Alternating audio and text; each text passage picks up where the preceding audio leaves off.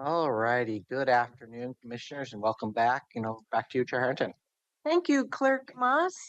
We are reconvening in the Board of Commissioners work session, and hopefully Commissioner Fry will join us after the half-hour lunch break at some point. We're going to pick back up with topic number 4, our 2026 revised state legislative agenda proposal for Washington County.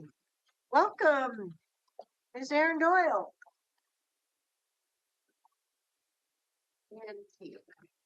Really, to come from the front before you would start. Thank you and good afternoon, Chair and Commission. I am Erin Doyle, your Senior Government Relations Manager. Carly Silva Gabrielson. Pablo Nieves Valenzuela. And we are here as a follow-up to the conversation that we had a few weeks ago, right before the holidays, on the proposed state legislative agenda. I want to be really clear. I felt we got pretty good thumbs up all around on the federal, so we're not revisiting that. We will have one more. We'll come back with that for your action at a board meeting in a couple of weeks. But today we wanted to talk through additional changes that we made based on the conversation that the board had with us, as well as the one-on-ones that we then took back and internalized from all the commissioners and made some further changes that we'll go through today, and just get your direction, approval, or lack of approval as we go through it. So as we go through the state agenda, just a reminder that we have guiding principles that are over everything, then we have the priorities, which are the focus of our work, and then county service specific guiding principles. These are guiding principles that we again use to analyze every bill, but specific to each department's needs and goals and generalized subject matter areas. But one thing, as we had the conversation with your board and with all of you as individual commissioners, we realized that there's a change we need to put into the narrative statement. As you may recall, in every state legislative agenda, we do a couple of pages that talk about who the county is, what we bring to the state, why we have an agenda. And one of the things that we have not really brought to the quite clearest light is the fiscal challenges that Washington County has faced as your board has gone through budget after budget for the last 5 years. So we haven't finalized what language we're going to put around this, but we are planning to add the graphic that the Chief Financial Officer has provided to you in your roundtable discussions on the budget process to show the enormous amount of work you've had to do to budget within your means because of the constraints and revenue shortfalls that the legislature consistently brings to your plate to deal with. So we'll be adding some narrative language around how measures 5 and 50 will strengthen that, but also talk about when they are state mandated services that the county provides, that's part of this general fund gap.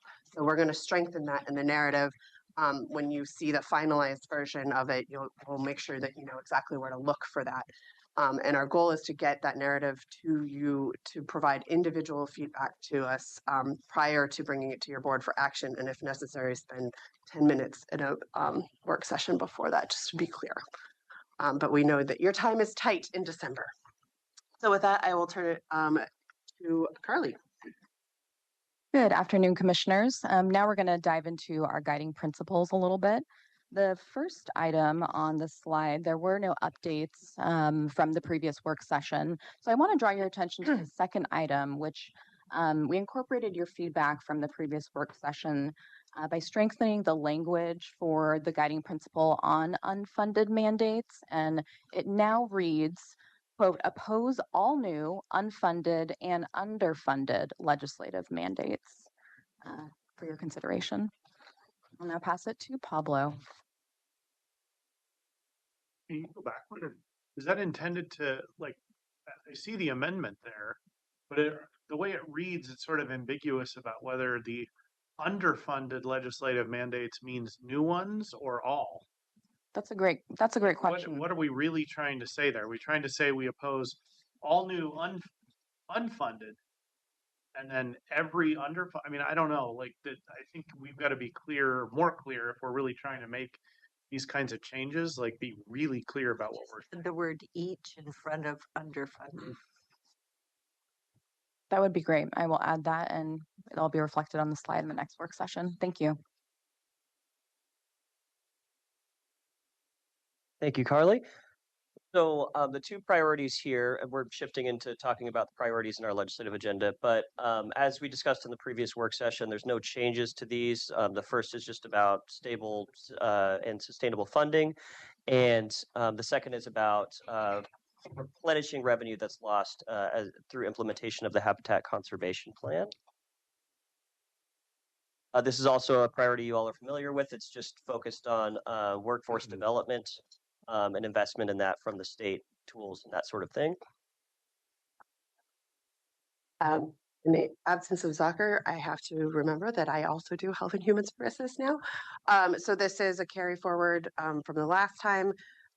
We are removing that codifying and updating funding formulas as we did accomplish that in the 2025 session, and it no longer reads as a principle that we need to carry forward, but then amending to retain or expand resources, because our biggest concern in this budget cycle will be potential for cuts. Back to Carly. I'm going to click through these next two slides. There were no changes on our housing and homelessness principles per the last work session, and the same thing with our land use and transportation principles. I want to direct your attention to something new that we added per the board's feedback. This new principle for economic development, which reads, quote, support state policies and investments that accelerate job growth to strengthen Oregon's tax base and maintain essential public services, end quote.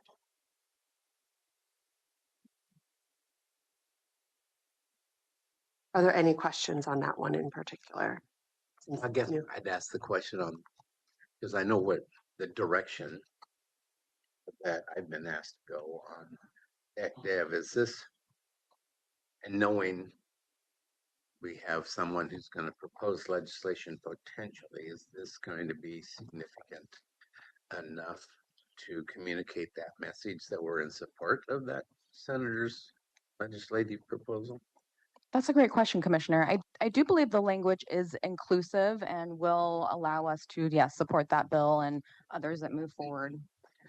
I think the other key there is, and having not seen the specifics necessarily of the finalized bill, we want to make sure that it comports with the direction that you all gave us, that it does not come out of our coffers for the work. And so that is being stated clearly here. So once we see a finalized version of the bill, we can also bring that back to you. We do plan to come in January before session starts to go over any of these major policy choices.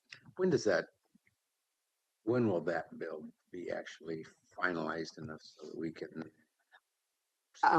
That is unfortunately up to Legislative Council at this point.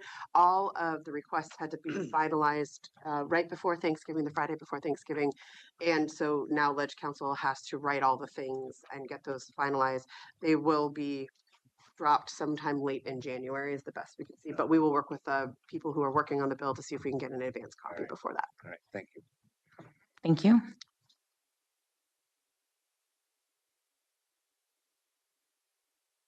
Right, so in our 2025 legislative agenda, we of course included the capital improvement project ask for our courthouse planning dollars, and we were not planning to include anything about that in the agenda for this year. But unfortunately, we did see the Oregon Judicial Department, as we informed you all, they and all state agencies are going through a process of submitting plans for potential budget reductions, and for the legislature to consider. And included in OJD's proposal, or their scenario, I should say, is the cancellation of the $1.25 million in planning funds that were already appropriated. So I think, in conversations we've had with legislators, it sounds like we have a strong chance of holding on to those, but I think we need to be really clear in our agenda about preserving those funds. So we took the language from the 2025 agenda and made some slight changes there. So it reads now, preserve the $1.25 million in matching state funds appropriated for planning the replacement of our 100-year-old courthouse. So that's new from the last presentation that we had. So any questions about that? Yeah, and not necessarily specifically to this, but wasn't this 5% haircut that all the departments were supposed to be working on? Wasn't that with the first economic forecast that was what, like 800 million, and now it's 63 million? So is that still a reality? So the actual gap is about $600 million. And that's based on the most recent forecast. So it is still a something that could potentially be cut. We of course we need to wait for the February 4th forecast that will ultimately decide how much the legislature will need to cut in the short session. But it is a real possibility, so we want to be prepared. And if we don't defend it, no one else will. That you mean? Yes. Oh yeah. And that our as other well as programmatic everything fund- else. yes. But yeah. Okay. We need to be loud on this. Mhm. Yeah. So with that, we'll turn it back to your board. We went as quickly as we possibly could, highlighting those things that are changes based on our conversations. So as always, our policy and questions are: what further information needs you have? How does the board give us a thumbs up to start drafting an actual agenda with the proposed changes to the guiding principles, carrying forward the 2025 priorities, and the updated department guiding principles within the 2026 agenda? And we'll turn it back to you, Chair, to run the conversation. You bet. So around the room, why don't we start with Commissioner Snyder on these questions? I do not have further information needs. I've already given my feedback. I support the changes and the guiding principles. I think I've covered it. Great. Commissioner Fry. Thank you, Chair. Thumbs up for me. No questions, no information needed. Thank you for your great work. Good luck to this short session. Speedy. Commissioner Treese. I'm good with this, and I appreciate the addition of the economic development focus as well. So thank you for that. Commissioner Willie. No, yeah, I'm good. We've had conversations, so thank you for your input on that. I'm all set as well. Thank you, Chair and Commissioners. That we tried to make it as simple as possible. So for next steps, we plan to bring to the board meeting on the 16th the finalized legislative agenda, the true packets of information. We will get those to you as quickly as we can get them turned around and through our graphics folks, so that you have time to review them and ask any further questions. And if we need to steal a little bit of time, we'll see if Kevin can arrange it. And then we will start prepping with the legislature. Legislative days are the 13th through 15th of January. I just realized. And then session will start on the 2nd and must sine die by the 10th or the 9th of March. I can read. So we have those 35 days to preserve our resources for the county, and you will have answers by then for what impacts to our budget may come forward. And with that, I love that picture of Al because it's almost like the bird is saying, "What?" is why that owl guides every principal or every conversation and question slide for the GRT. Very With that, reasonable. I do have one closing question. Unlike with the long session, do you foresee a need for the board to be engaged in this short session, or will you have a better gauge for that on or around February 2nd? Or is it a total crapshoot? We are having that conversation between the staff assistants and the GR team, whether it makes sense for another day of your time down in Salem, possibly looking in January during legislative days to unroll the agenda, but we have to make sure that all of you have time and we can accommodate it with the caucus. We will have a better answer to that question for you in January when we've done an assessment of when we need you down there. Well, I can say I've already designated my ski days off. in Oh. my calendar. Thank you, Chair. Hopefully they're Friday. The legislature only works on Ways and Means on Friday. Thank you all very much. Thank you, Commissioners. All righty, thank you. And next, we'll do a similar sort of thing, but for Clean Water Services. Welcome, Tracy Rainey.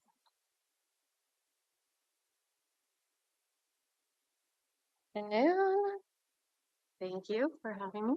Oh, and before you guys leave the room, Ledge guys, GR folks, congratulations to all of you for surviving our longest ever federal government shutdown.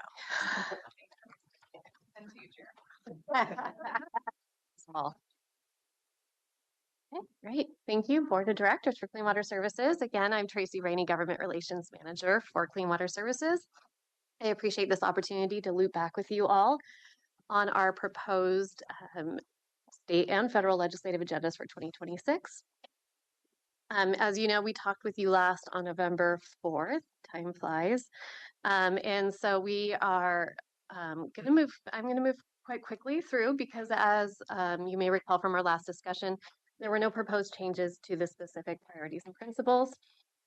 Similar to what you just heard from your county government relations team, we are structured similarly with our principles and our priorities. So those principles being the broader, more high level statements that will capture how we respond to different policies and legislation. And the priorities are more specific to some of the issue areas that we believe that we will engage in or be likely to engage in. And I'll also flag just quickly before I jump into this that we do have a narrative document that accompanies the presentation in your board packet. So our graphics team was very quick in getting that turned around. So that is a draft document. If you see any changes that you've flagged kind of heading into today's discussion, or if you have any between now and our final board meeting, please let us know and we're happy to make any modifications.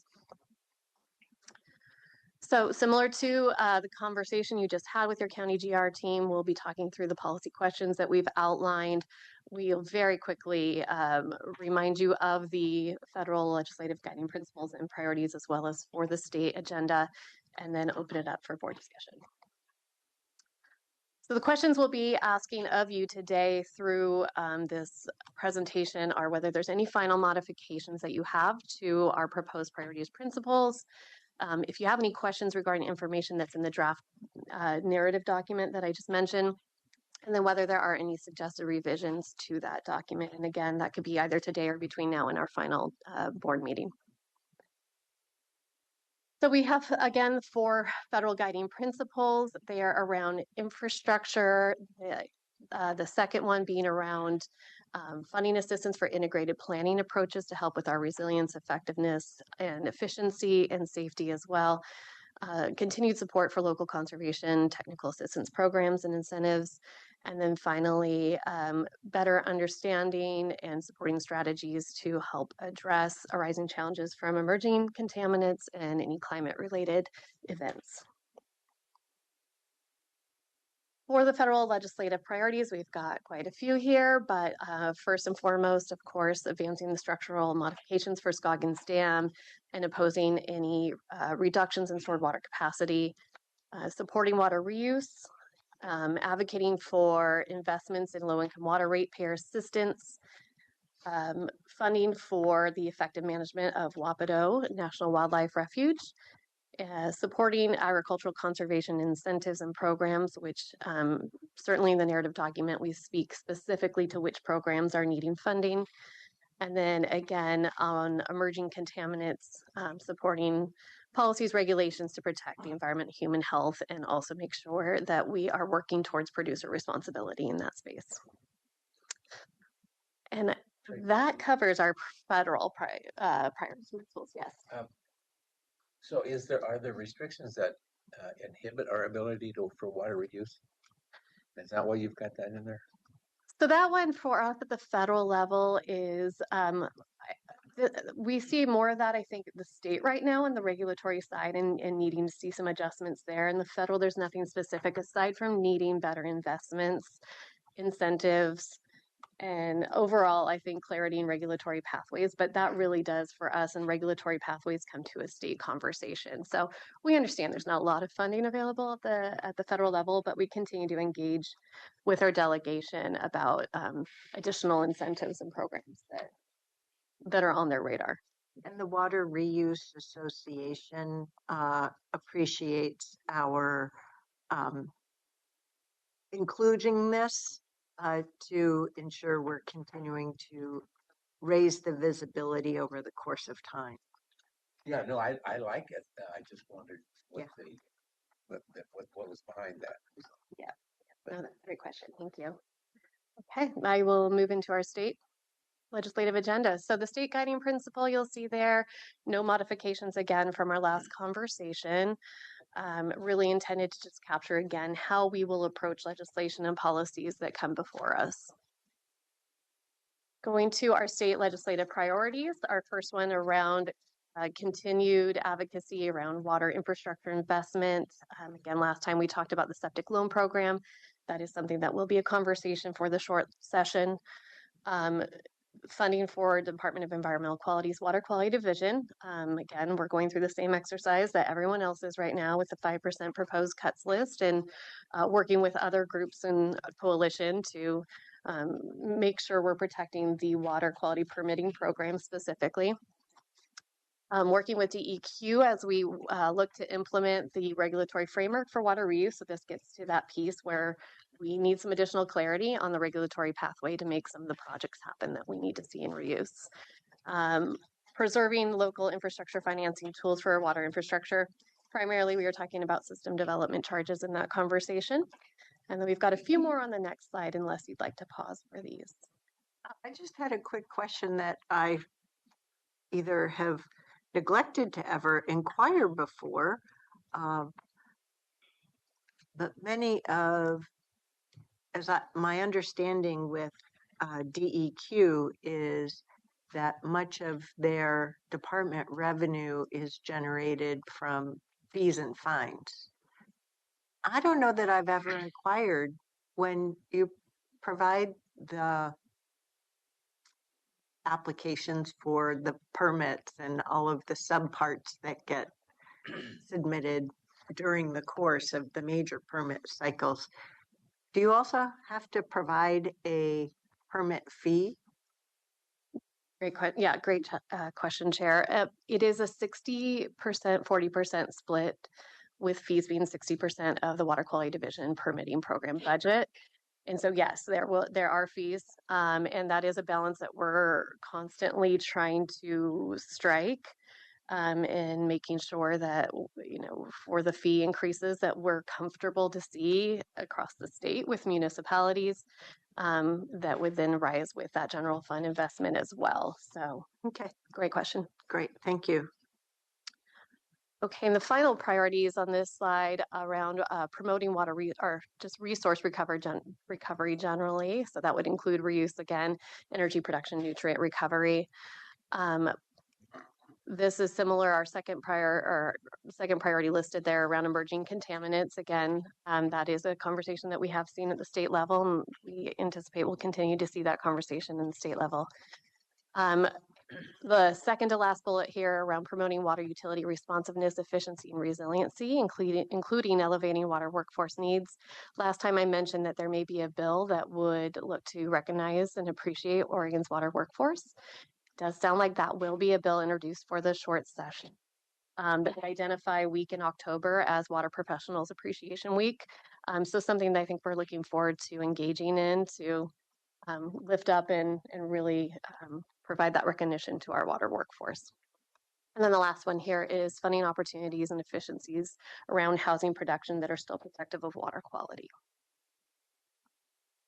So unless we want to go back to any of those specific state priorities, again, the board questions we have for you today are if you have any final modifications to what we've proposed, if there's any questions or additional information that would be helpful to you, including as it relates to the draft narrative document that we provided, and any suggested revisions that you have, again, that could be flagged either today or between now and that final board meeting. I'll turn it over to you, Chair. Let's start at the opposite end. Commissioner Willie. So yeah, I don't have any particular questions about this. You guys do a great job of educating us on our full day sessions about a variety of things. But I rarely ever have a conversation about clean water services or water quality or water reuse with legislators. So what are you doing to educate them or put this a little bit more in the forefront of something they should be looking at, legislation? Really good question. And I do think, Director Willie, when it comes to also I was just talking with Elizabeth on the water workforce piece. I think that would be a great opportunity to do some advocacy and talk about the importance of the work that is done at Clean Water Services to protect public health and the environment. So we'll certainly be leaning on you for opportunities within that space.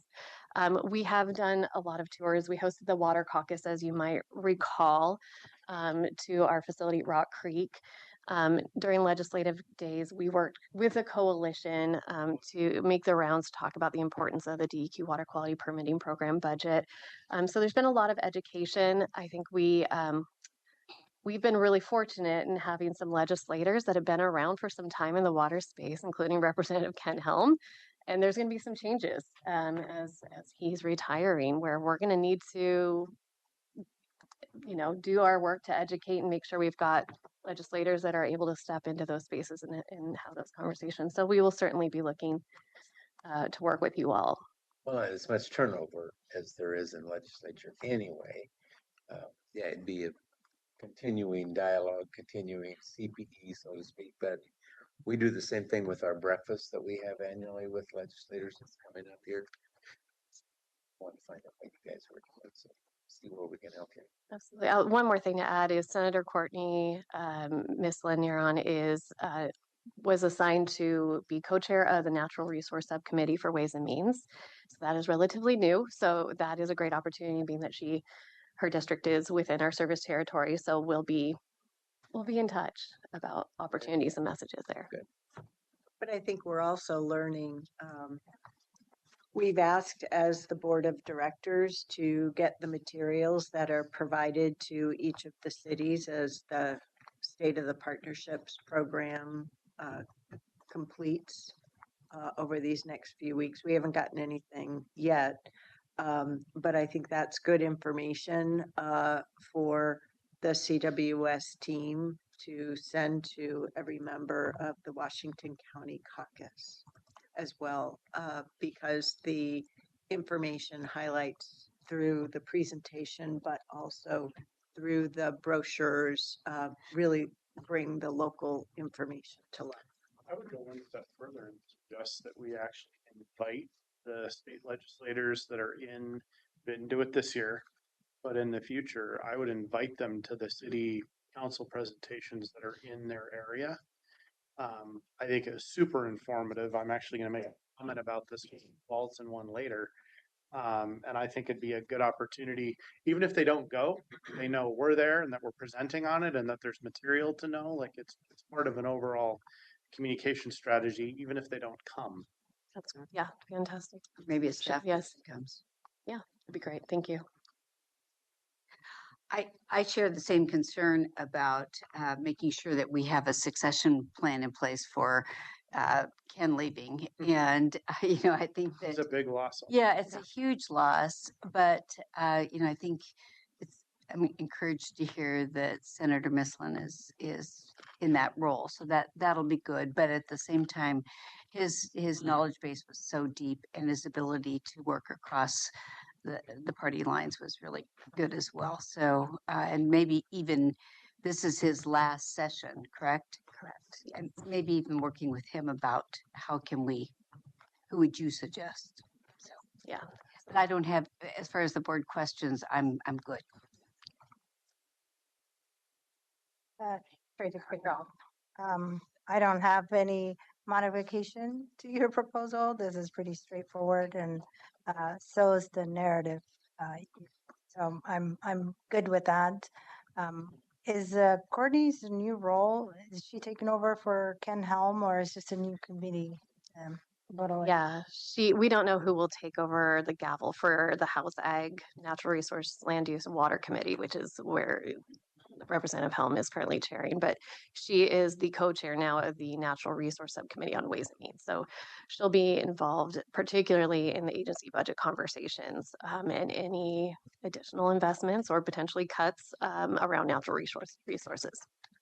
Maybe he'll go out with a big bang and carry a bill for clean water services for his last goodbye. I mean, the water, I will say the water workforce one, I am excited to see it because I think it elevates all of our legislative agenda before he does leave. Because again, I think a lot of people don't think about the 24/7 nature of the work that's being done. Said it all. Ready. Good to go. Thank you. Similarly, all set, good to go. Great. Thank you. I appreciate your time today. Thank you. All right, we're a little bit ahead of schedule, which is a great thing. So at this juncture, Ms. Angie, do you have everyone needed for the next topic, CPO and CCI modernization update? Yes, the team is here and ready to go. Great.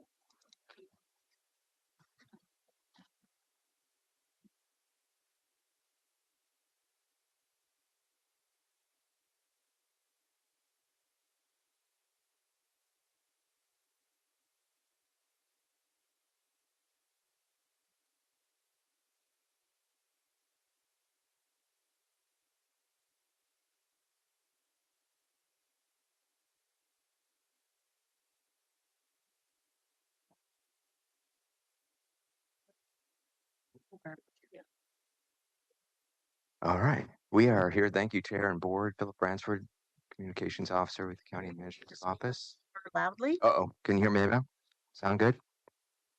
Thank you, Philip Bransford, Communications Officer with the County Administrative Office, and I'm here with Courtney Duke-Driesen with County Council and Alicia Sojourner with our Office of Access and Opportunity, and we are excited to update you about the modernization work that we've been doing. It's been on pause for a bit here, but we're back with your budget adoption and lots of information to relay. But let's start with maybe a review of where we were. Do you want to take it from here, Alicia? Sure.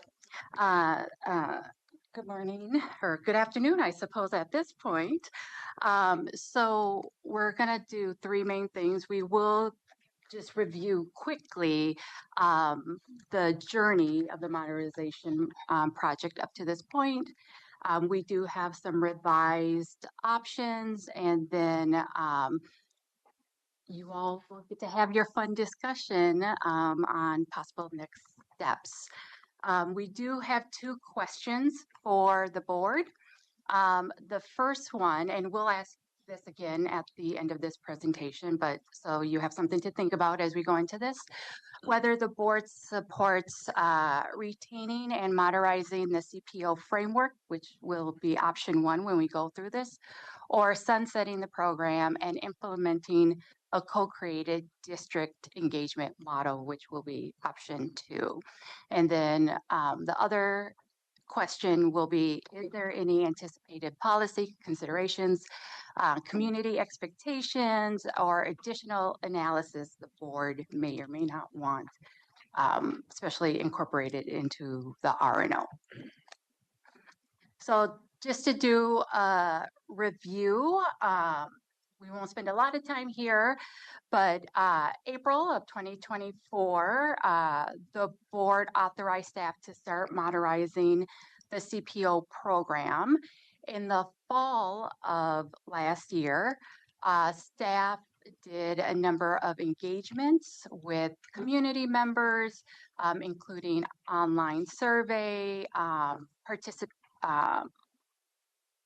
5 different presentations for different CPO, CCI groups, one live listening session, and then a virtual listening session to get feedback around modernization. And at that point in the fall of 2024, there were 5 areas that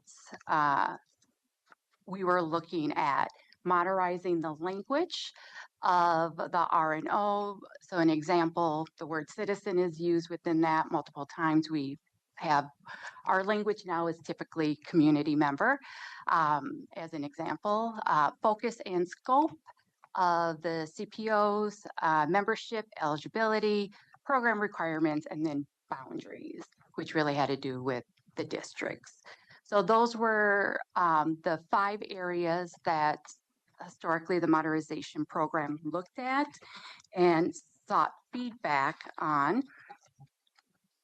And then as a reminder, this was our original timeline. And then with the pause we had earlier this year to get through the budget system and the A&O, R&O process, we took that little pause, but we heard very clearly that this needed to be back to you all by the end of this year. So we're cutting it close, but we're here now. So that was just very quickly touching back on that. So we do have now a few revised recommendations. So these recommendations, revised recommendations, were based on a few different pieces. One, budgetary constraints. I don't think any of you are shocked on that, but we have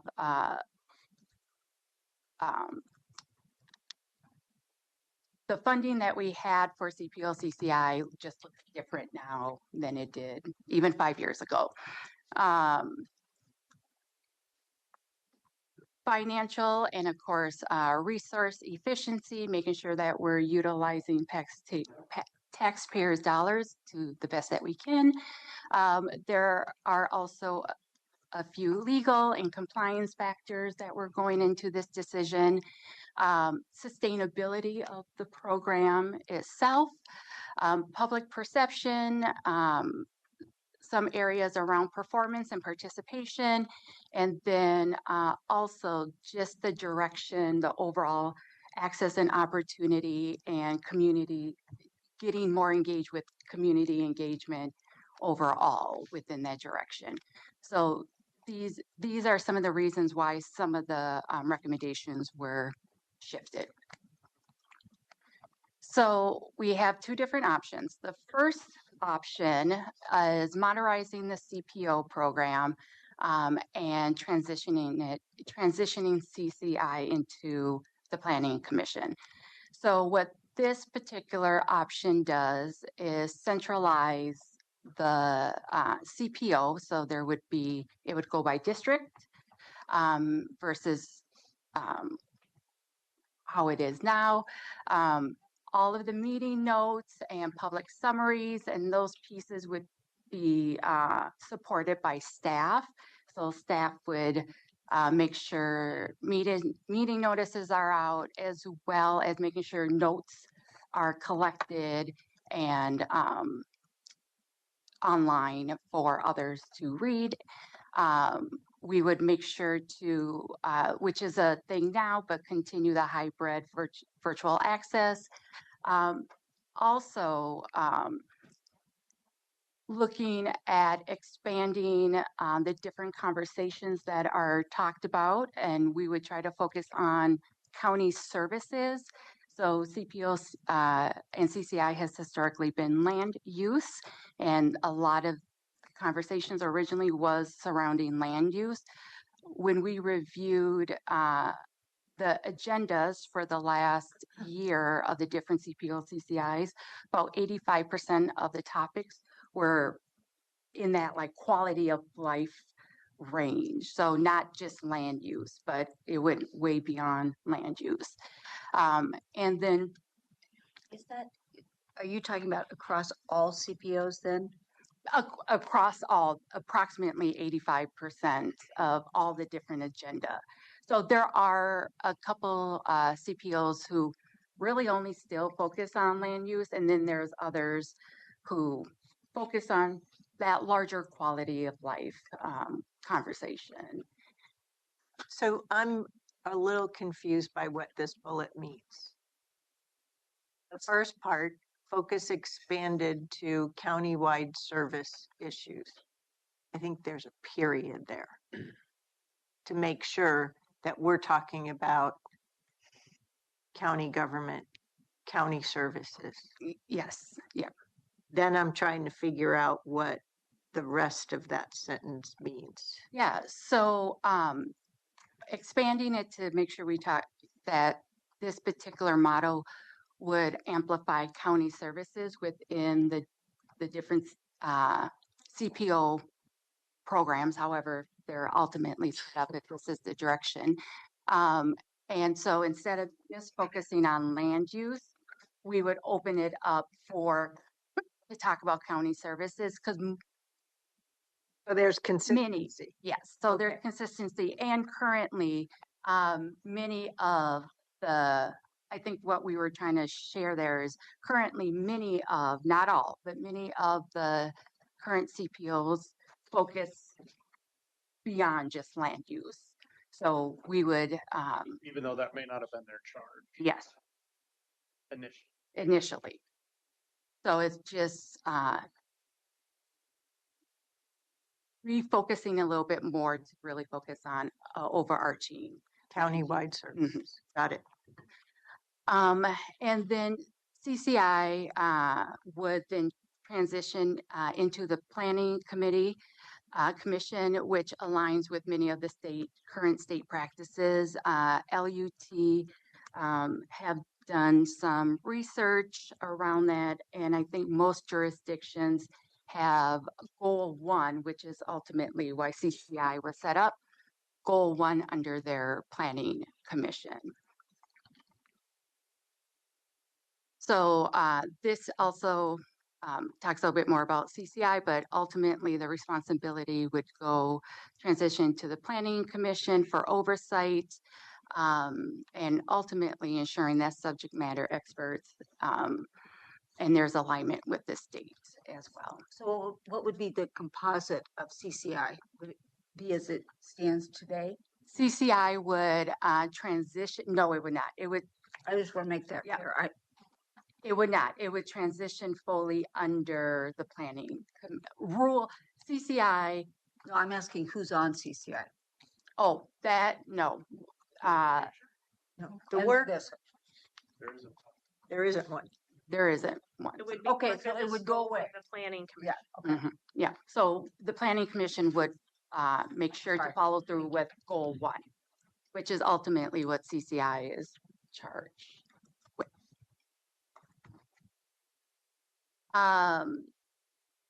A few rationales there. I think a couple of the bigger rationales that we were looking at here is that there are anywhere from 6 to 14 separate CPO meetings monthly, and often it's repeating the same information. So this is one rationale to streamline the information and also just staff capacity, as well with supporting CPOs and CCIs. Also, part of this option 1 is really strengthening our compliance with public meetings and record laws, where we have had some missteps with that, so we wanted to make sure that we're in compliance. And also, this just helps modernize R&O that's been around for, I think, about 45 years now. So those were some of the rationales for this particular option 1. There are benefits for community members within this option, as well as benefits for the county. One thing that we've heard from community members who are not currently participating within the CPO program is that they just, there's lots of confusion of who they should go to if they don't live within a particular CPO area. Can they still go? So this would just create clear information for the public. They live in a particular district, they know which one they belong to, and just provide more clarity for our community members. Benefits for the county, one of the big things that we saw was just staff efficiency. So earlier when I said about 6 to 14 meetings per month, often the same, some of the same topics. It's not just OAO staff, but libraries, the sheriff office, like there are many departments going to the same 6 to 14 meetings. So it's also just supporting some of those pieces as well. If this was an option, we have thought about what would transition look like. And so for the first quarter of 2026, it could look as CPOs will still continue to meet monthly. And then we will start to amplify even more conversations with LUT. We've already been in conversations, but we will continue to have those conversations with LUT and helping them transition. In April, we will do a joint CPO meeting. They actually just recently did one in October around the different levies, so that same type of model.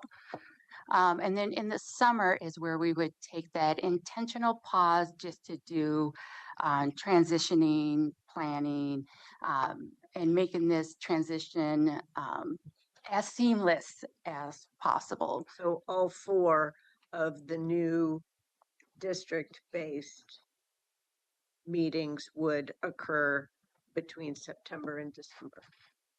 That's when we would, yep, that would be our plan to launch. Yep. By September.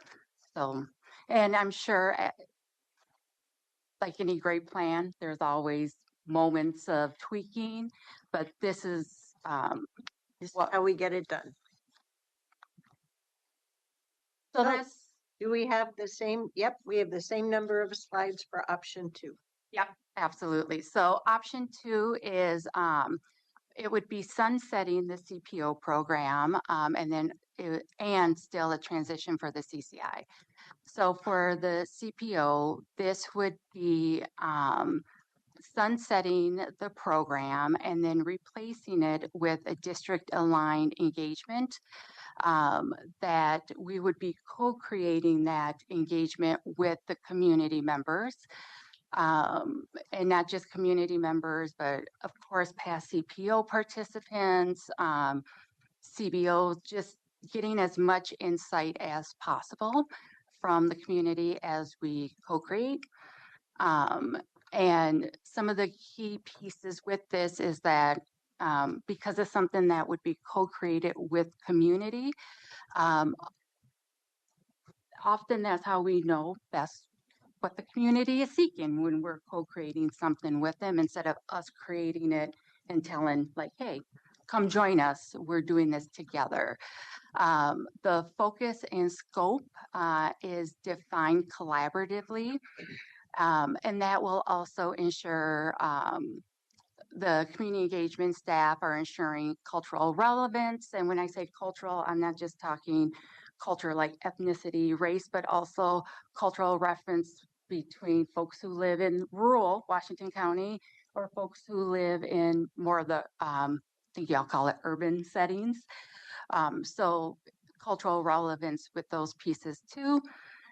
And we're also able to response to like present day community needs with this particular option. With this option, CCI is the same as option 1 would be transitioning into the Planning Commission for oversight. So same as option 1 for CCI. Some of the rationale for option 2, 1 is providing a fresh start. This is an opportunity to really ground whatever is co-created in fairness, inclusion, ensuring accessibility. We have a few accessibility things that we're still working on now even, and being able to have continuous improvement with this as well. It does remove some of the legacy R&O constraints, so it allows more flexibility for community to really co-create something that makes sense for them. And it allows for structure to evolve with community priorities. Community priorities in December of 2025, I'm sure will look different in a year from now, in 5 years from now. So being able to have that evolution within that as well can be helpful. There are benefits to this for community members as well as the county. Some of the big things for community members as benefits is getting direct input of the design and purpose of these groups, because this is being created, co-created with OAO. We will always ensure that we're reducing barriers to participation, as well as having a wider range of topics around county services.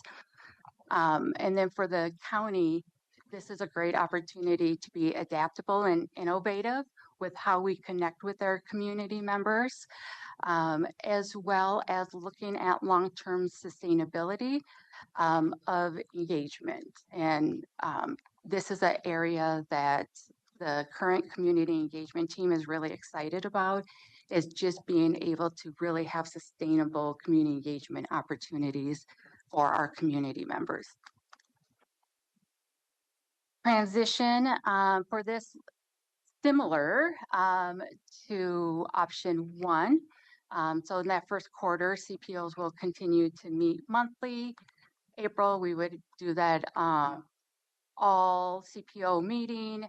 Summer is where we would take that intentional pause, but that pause is really to start that co-creation. And it probably will take more than the summer months. To co-creation of anything with community can take time. But our hope is that through the summer and then by fall, that we could have something started and up and running. So couple pieces. Last week, and I think even as of this morning, Ika Fulstrom, which is our community engagement lead, has been having conversations with all the CPO, CCI leadership. We wanted to ensure that they were hearing this information from staff before it's being released. So those conversations started to happen last week. And like I said, I think even today, I had a few conversations. We're here today with the board, and then possibly, depending on your all's direction, December 16th is when we come to you all at the for consideration for a new RNO for adoption. So back to the questions that we originally had around whether the board supports the modernization CPO framework option 1 or option 2, and then, or maybe there's a whole nother option out there. But our questions, and then any policy considerations, community expectations, or additional analysis the board wishes to incorporate into the RNO. So board members, we have you actually have 3 questions. One is, do you have any questions on what the option 1 is, option 2, and the next steps? Then the other is, do you support option 1 or option 2? And then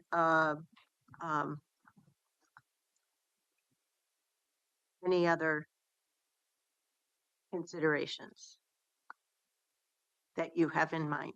This is a topic that you should be well versed in already, so I don't see the potential for any further delay at this juncture. How would you like to go about it? Want to start from left and go right? Okay, great. Thank you. We got a number of things here. I'll start with questions. On option one, actually, I guess this question applies to both, but it came up during option one for me. Would the planning commission in its role in the future with absorbing some of these responsibilities be able to engage or use the CPOs for feedback or input when needed? Is that contemplated in this plan? Yes, it is. Yeah. Okay. And That would be true in option one or two. correct. Okay. Questions about option two specifically. When, and you kind of started to answer this at the end, but I didn't really get a firm. When you're talking about co-design, to me, that sounds like time to do it well, like probably more time than maybe you're even estimating. So I'm sure. what the question originally that I wrote down was, when would the co-design begin and what is the time estimate to complete it? I think you kind of answered that you would start in May or So, May-ish, and then you'd be done when you're done. so, so we would start some of the background planning in the first quarter, and we would start having conversations with folks in the second quarter, and then really get into the co-designing of pieces throughout the summer. So some background work would happen behind the scenes at the beginning of the year. But when we would really take those summer months and have multiple conversations. We have some thoughts and ideas, but we didn't plan it out completely because we didn't know y'all's direction. But I do think a fall 2026 timeline is doable to have co-created. And is the co-creation with, is it 4 different co-creations? Is it co-creation, co-design with the whole system and then plopping that co-design into 4?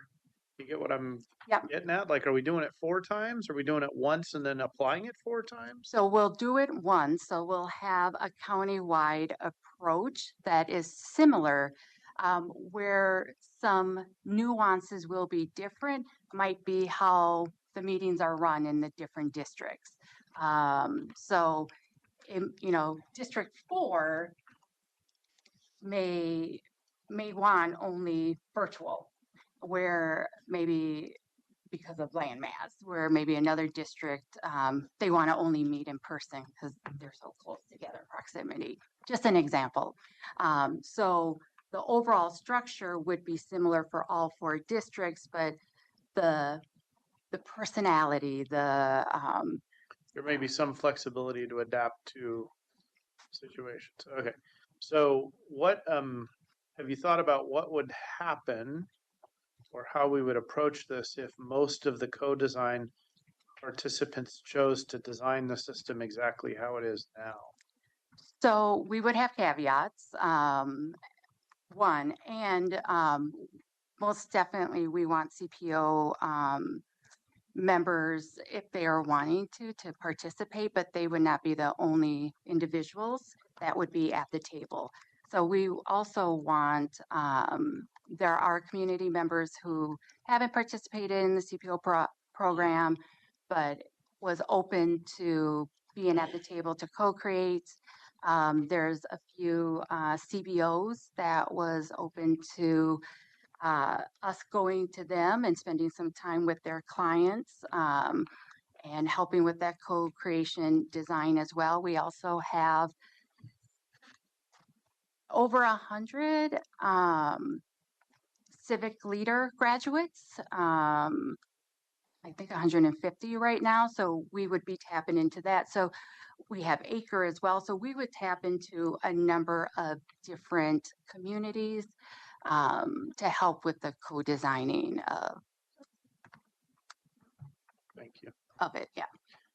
My last thing here is going to be more of a statement and just based in reaction in part to testimony this morning and having thought about this for a while. And some of the testimony to me indicates that there's really a desire of some community groups or individuals and community leaders who want to do many activities that maybe should be being done or they may want to do that are not really county work. And some of the descriptions also suggest they want to do that work not in conformance with the way a municipal government has to operate in the state of Oregon around public meetings laws, et cetera. And so I think part of what we may have to help communicate with is that, you know, we're potentially not even saying that's not valuable work or you may not want to do that. It's just that that's not what our programs are going to become. Mhm. And that's probably a very different lens and way of thinking and communicating. And it may mean that there are some community groups that develop out of this that we'll be getting testimony in the future from, and that may be organized by themselves that are not directly county related. And if that happens, you know, that happens all the time, all over the place, and it doesn't necessarily make it a county run or led program. That's all I have. And I guess I haven't commented on the options. I want to hear, oh, can I defer that, please, Chair? I want to hear everyone else's processing. Okay, so we'll have a round one and then a round Sorry. two. I can't say yet. I don't know. Like, I need to hear more. Sorry. Okay. I'll start with questions. By the way, good job on your presentation. This has been a long journey for you all. The two questions I have is, Alicia, the 85% of the topic relating to quality of life. And I'm going to help you out and give you an example because I'm an active participant of RCPO in my area where I live. Are you referring to the topics on the agenda around THPRD coming to do an update, the firefighters to do an update? Is that what you're referring to, quality of life? Yes, yeah. So the CPL CCI program was for land use, goal one.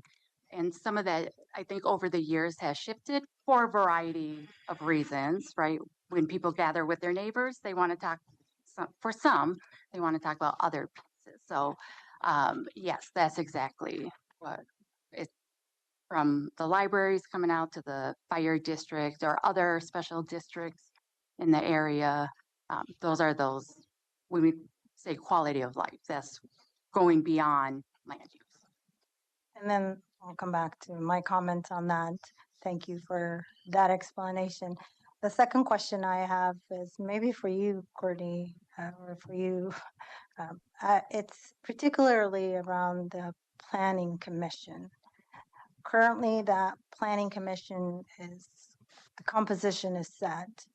Are you recommending additional member to be added, so the number of the Planning Commission to increase? And will that increase be the same number of CCI members that exist currently? Is that the recommendation? So my understanding is no, the number of members of the Planning Commission would not change. And if any of past CCI members wanted to be a part of the Planning Commission, they would apply.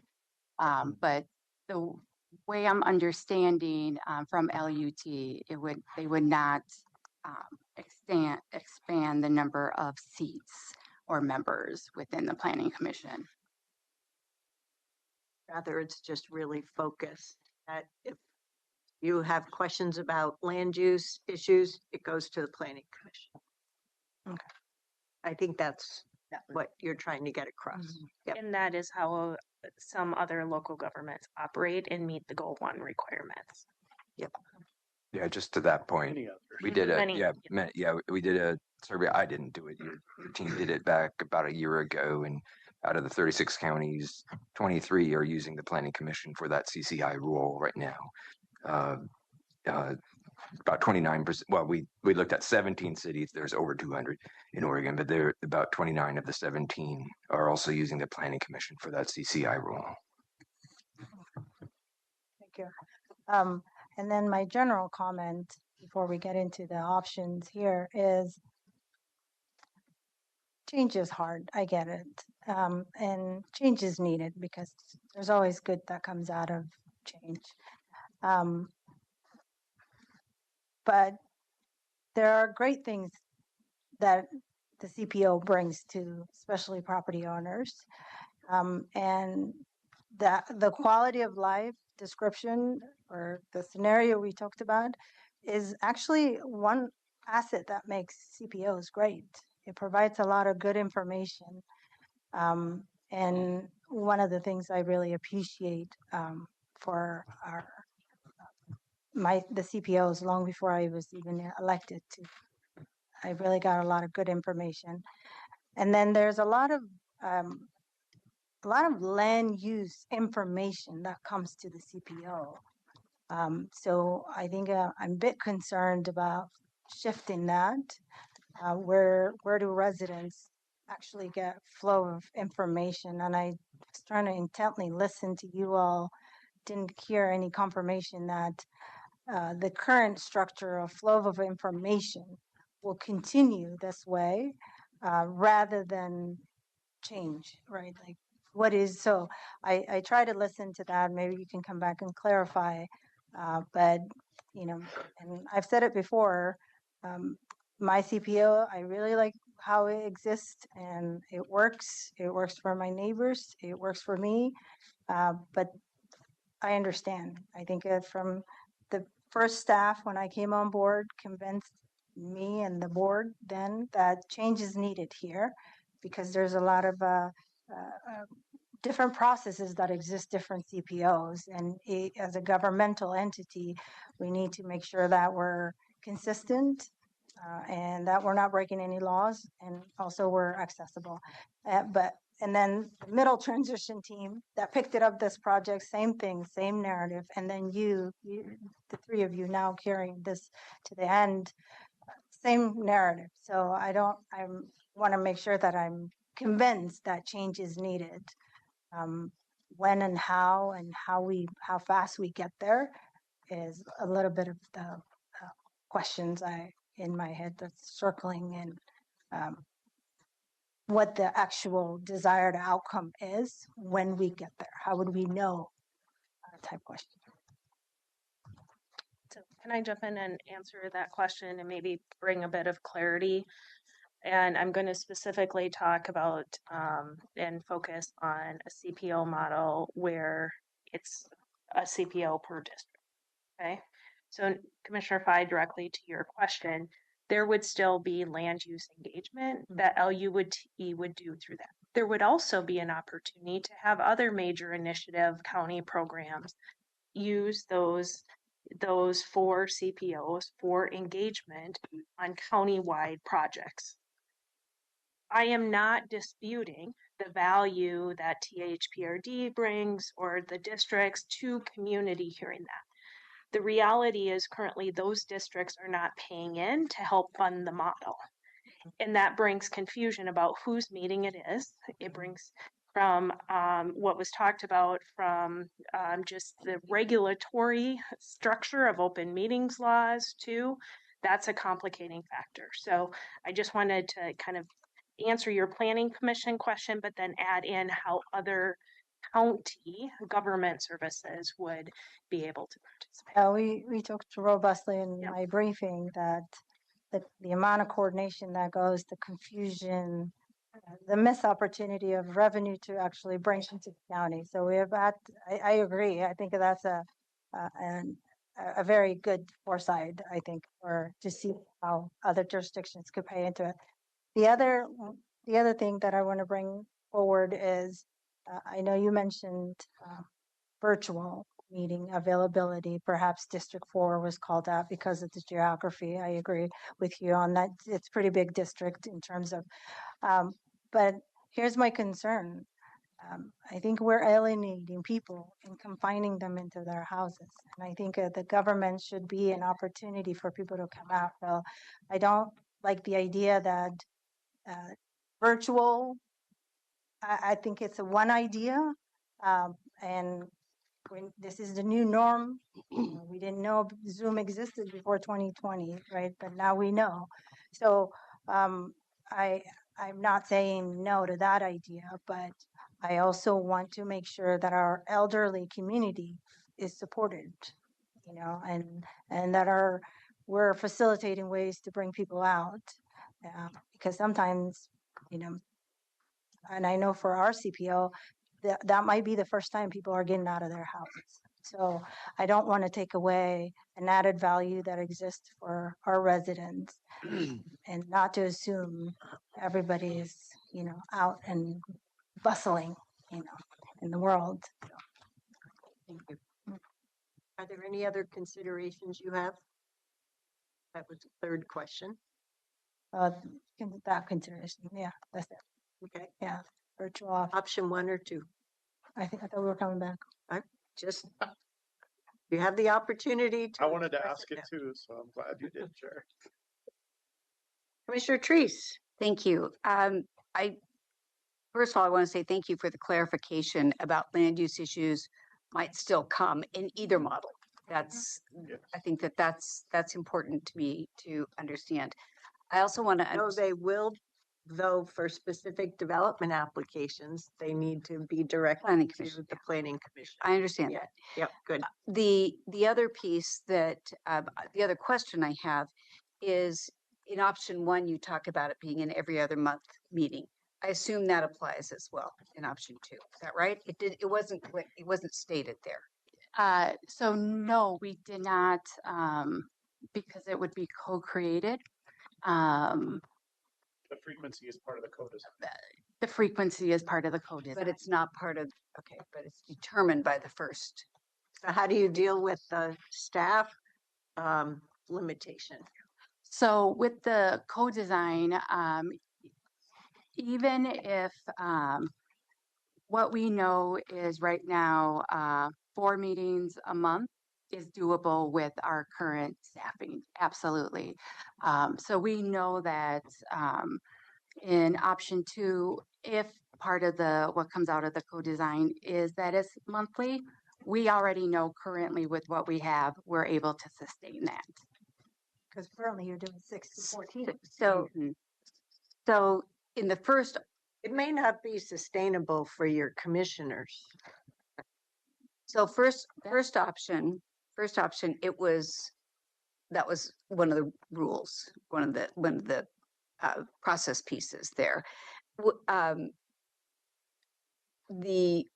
And in the second option, it's co-design, what you said. Okay.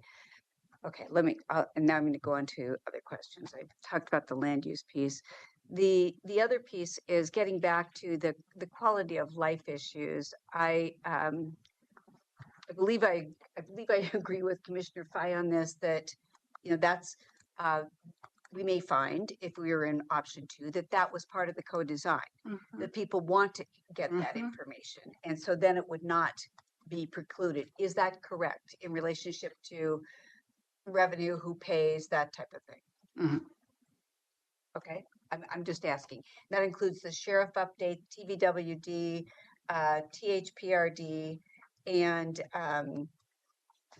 CWS frequently makes presentations as well. Okay.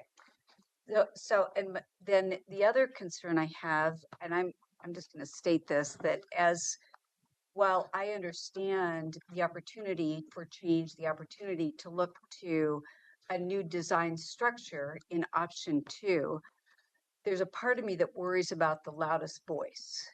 And we've had that experience across our county. And I think that it's really difficult to sift between the loudest voice and the greatest need.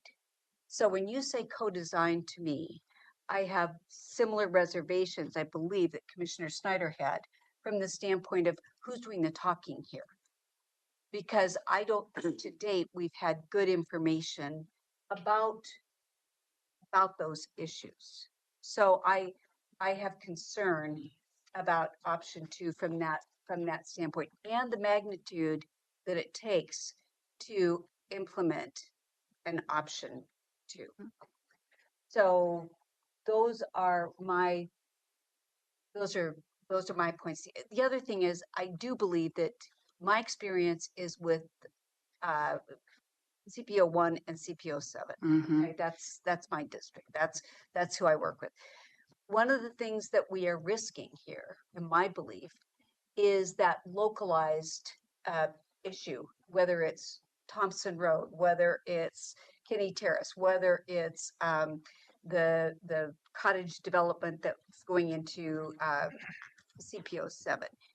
That, and I recognize that at the end result, it goes to the Planning Commission, but nonetheless, that voice is lost from my perspective there. Thank you. So you had no other consideration? No, I want to wait. That's different than option 1 and option 2. But considerations is a different question Oh. than option 1 or 2. So you had no other considerations you're going to bring. Okay, thank you very much. Commissioner Willie. Oh, yeah, well, I have not been a fan of the CPO program for quite some time anyway. I felt like we spent too much money on it every year. And I realize that we have reduced our investment in CPOs, but I still, I just think generally our CPO program has evolved into a geographic CPO. So I know the CPOs, the 2 CPOs that are active right now in District 4 have, quite frankly, their own agenda. And other CPOs in other districts have been pretty consistent in what it is that they do. From what I understand, I don't go to them, but I hear it from Pam primarily as to the CPOs in District 2. And so we're kind of all over the board on this. I also, as I've said, don't feel like we're getting a very good return on our investment in these. They're costing us. Some of them are costing us because we're constantly policing them, in which case my sense was they're basically pushing back and saying, you have no authority over us. So 2 drivers of this project for me is to either figure out how we get these things under control and get going as to what the program was initially intended, and then the other is budget issues. We haven't talked about what option 1 is going to cost. We haven't talked about what option 2 is going to cost. I don't think, at least from my own standpoint, I don't have an understanding of actually how much money investment we make into these every year. When we're talking about UT makes presentations and other of our departments make presentations, that takes staff time and it takes, it takes away from their daily work. So I don't think we've really, from that standpoint, I mean, I know we've gone out, we've done a good job of kind of looking at this and talking about this, but from my standpoint, what is going to drive my decision on this is going to be exactly that. What is this program costing us and what are we getting out of it? And if you had to ask me right now, without having those answers, I would say we cancel the project. We cancel the program completely. Option 3. Option 3. Commissioner Willie, you in what you just said and sort of the earlier part of it, you said go back to what they were originally supposed to do. Is that a reference to going back to like basically focus on LUT goal 1 kinds of things, or what did you mean by that? Well, my sense is, and I don't have any. I have 7 years now of CPO really hands-on experience. But my sense was initially this was an opportunity for people to get together and talk about what the county's doing, maybe more specifics, either with land use or whatever, and be able to provide an avenue of information back to the commission. Okay, so it was our way of outreach.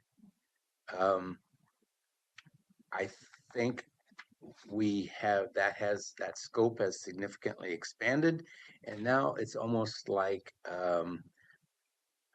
it's no longer a two-way conversation. It's more of a, this is what we think you should be doing, and this is what, and we don't think you're listening. So, again, I may be completely wrong about this from the standpoint, but that's my outside looking in perspective. I do not attend CPO meetings since, I don't know, when we were running in 2018, we attended them.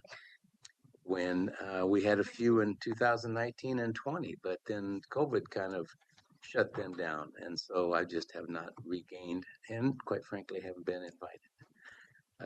So I have maybe a little bit of a jaded perspective of this project, but so, yeah. So, my turn. And this topic needs to end at 2:45. So, throughout our years of wanting to overcome the limitations of the resolution and ordinance from the 1980s and to learn from experience to date, I've been looking for options that are consistent with our strategic plan update. And also to be focused on the county government realities of 2025 forward. So those have been really two important factors for me. I do have a question. You laid out option 1 and option 2. I'm looking at you, but who this is directed at out of the staff proposal is open. How do you ensure that you've talked about geographical based off of the district boundaries, because that's what we directed to be in line with the district boundaries from our census alignment work, and I stand by that. But how do you make sure that we have a proactive setup so that we overcome the chair being excluded from engagement and awareness of the program? Go to all of them. One. Yes, but that alone doesn't do it. You have to have proactive, specific steps that are taken to always remember you have at least 2 members of the board for every district. And once again, not outlined. And this is not the first time I've asked it. So I'll just leave that as something that needs to be addressed before we have any resolution and order coming. So I've been interested in option 3 all along, going with the Planning Commission only on the land use and transportation, knowing full well that the departments have to continue with public engagement for their various programs. One way we do that is through the various boards and commissions. Another way we do that is the departments work together in a one Washington County approach, look at what the needs are, engage with various forums. We also invest a lot in webinars, focus groups, you name it. So what we didn't include in this presentation was that graphic where there are a lot of different ways to involve community engagement. And I think that with any presentation as part of the resolution and order, we're going to need to have a clear graphic for how the county continues to achieve community engagement goals, even with potentially option 1. I'm going to put my foot down and say absolutely no on option 2. Been through co-design here with the county for a couple of things. The fact that the slides talk about focus and scope is defined through a collaborative approach. No, we're the county government. We have a strategic plan update. The focus needs to be clean. It's about county government services.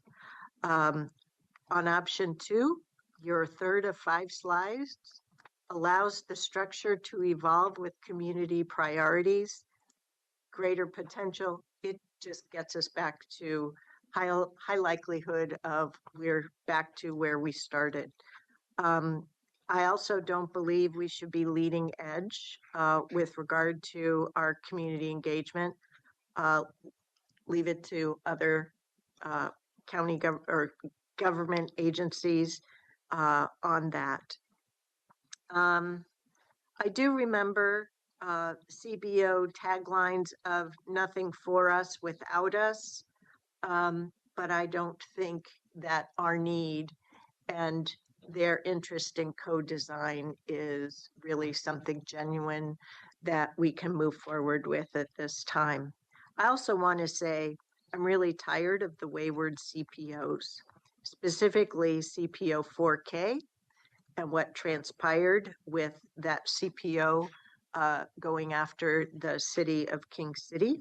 CPO 8, I volunteered to serve as the board focus point for getting them back to what is required. Ms. Courtney Duke Dreesen, ICA, and I have spent far too much time. Alicia's been involved with that too. Banks, CPO has insisted originally that you had to be a U.S. citizen to participate, which is, we had to spend way too much time on that. So there's too much wayward going on. Knowing full well, CPO 1, CPO 6, CPO 7, historically CPO 3 have been welcoming to those who are interested. But there's still a lot of self-selection going on. So from my standpoint, I am not at all willing to pursue option 2. Option 3, I think, makes it easiest, but I can see the appeal of option 1 based upon what we talked about years ago, and I'm open to option 1. But we also need to stick with the December 16th plan to get this resolution and order done. I'm also open to having a limited public hearing of maximum of 30 minutes for a public hearing with the RNO, but know full well that we really need to get this wrapped up.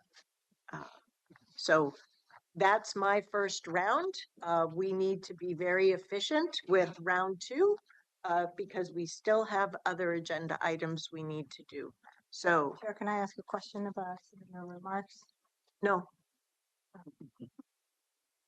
because of time. So round 2.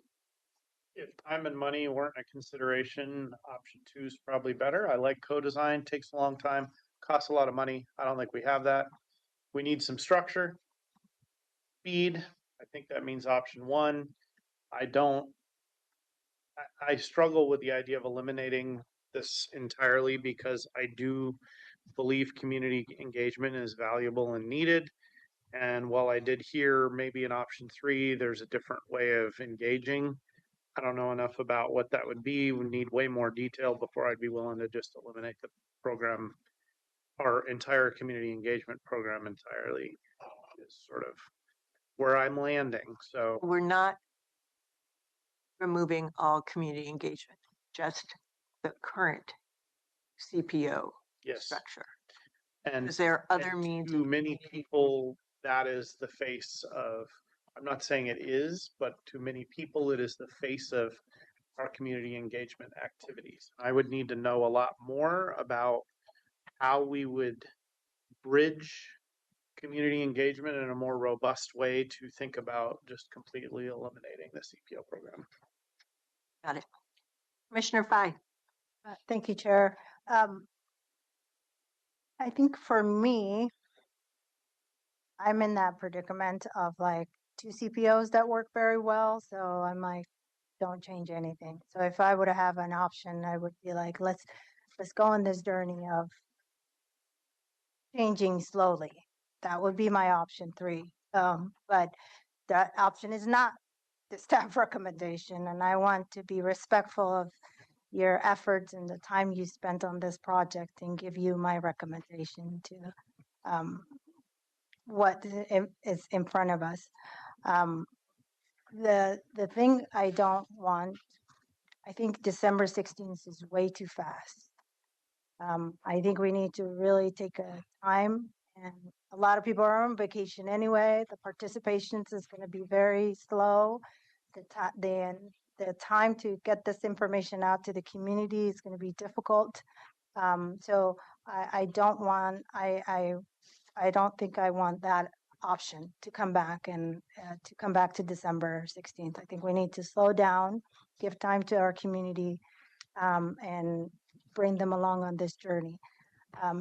I think for me, if I were to pick an option 1 and 2, I'm a bit agnostic on both options, but I could live with either option for me. I think my number 1 option would have been option 1, but hearing what Commissioner Snyder articulated in terms of how he got to that conclusion to pick option 1, I can also live with that and support if we need a You third were person. meaning you slightly preferred option 2 to begin with. You said option 1 and then Option 1, yeah, option 1. But hearing what you said about option 2, I'm willing to support that if that was a need for you guys to get 3 commissioners. And then the other thing I don't want, I heard a time constraint on the public hearing. I think this is a significant change for our community. Yes, we were not here in the 80s, but this is a critical work. We already invested so much time, taxpayers' money into this. Let's do it well and let's not rush to it. I hear there's a potential board turnout here, but I think we need to be focused and we need to be methodical in how we change, because government shouldn't disrupt people's lives. Government should be an added value. We see the change, we did our due diligence, we can convince the community to come along, but we can't convince them if we're bulldozing them and we're picking time randomly to say, bring this back RNO. Let's not rush to an RNO. Let's do a robust public hearing. Let's bring the community on board. That's my recommendation to you all, to my colleagues, to say, let's not rush to it. Let's slow down. Let's take our time and come back. And if there's a tie break that needs to with option 1 or 2, I'm happy to jump in because I think you did your due diligence on these 2 options.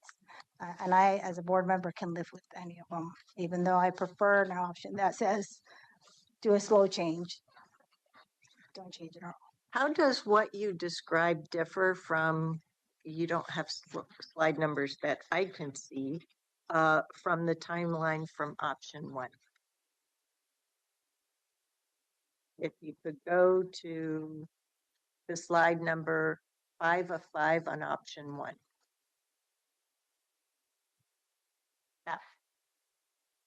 That one. How do I see? We're specific. Say more about this. I'm not sure I follow. You're advocating for go slow so the community is brought along, which is what I believe the Q1 bubble gets at. And through the whole program where the new program launches in fall. Where's the RNO here? Where is, when I say slow down, preferably, I think the summer of this is when R&O should come into the board. That's how I see it go slow when I say So delay intentional the pause. decision. Yeah. Got it. Now I understand. Thank you. Commissioner Treese. Thank you. It's been very helpful for me to hear all of your comments, so thank you. I will land on option one with caveats.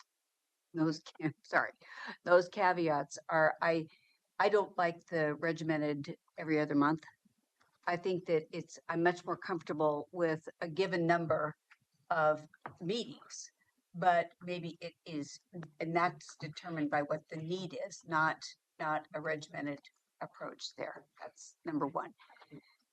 I like the idea of hearing from the community about what needs are, and I think that was the basis for your co-creation concept. I don't think that if we go with option one, that precludes us from that into the future. So I do believe that it can continue to modify. As far as waiting in terms of another 6 months, my understanding is that the R&O is about cleaning up the old verbiage primarily. Am I right about that? It accomplishes many things. We're waiting for your direction. You can do that, or we were waiting for your feedback. They can't do that. They can't give, they don't have direction until we give them Yeah, it. what it might But do. We depends have to on give them our- direction. Okay. I'm really asking is what were your thoughts about what that would look like? Oh, we had those presentations multiple times in the past. Okay.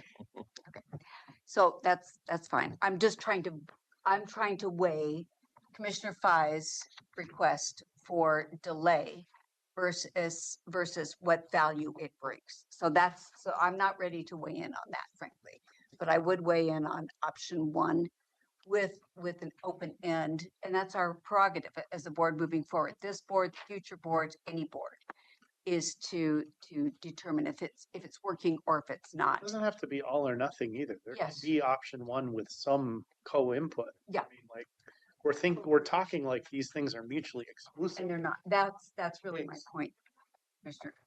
And so that's where I'm at. Okay, so I start with slide 8.